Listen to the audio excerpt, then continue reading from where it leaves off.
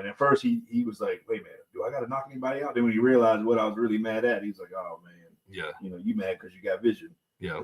So, but man, it was just overall, yeah. At the end of the day, you tired, all this other kind of stuff. You drained. I remember when I did my book launch, man, I stayed in the house for like 2 or 3 days afterwards. Yeah. And that was me all by myself. This was, group of us kind of putting this thing together, and we all chipped in, man. We all, none of us can say we didn't do nothing, or the story can't be told that somebody was dead weight, because everybody chipped in and did something where they could and how they could, and it was great. I think you missed it because you left to go do some hip ducting after we had our little after party drinks or after venue drinks, whatever. But there's that book that Rich even told me. Rich Vasquez said you should read the 6 Geniuses at Work.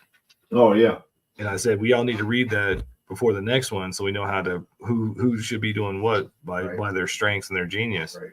And so if you guys haven't heard that book, it's the 6 Geniuses at Work. It will change your life and probably make you a lot happier worker, because so many of us you get lumped in, like you got to do it all. You have to have that entrepreneurial mindset. And if you don't like sales, you don't like marketing, you got to do it all and make yourself crazy. Well, you don't necessarily have to. You can always hire out in your weakest areas, and you should, so that somebody who's good at that and loves that will do it. But to Kirk's point, everybody that was on the panel, everybody that was a speaker, all of us that were a part of this, and the 5 main guys, the 5 amigos, as it were, everybody chipped in.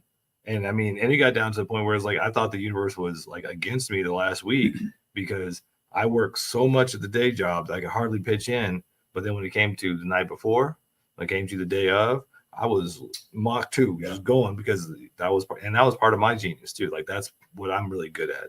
But when you get a group of guys together, I mean, I'll quote Joey Diaz again. You don't need a whole army.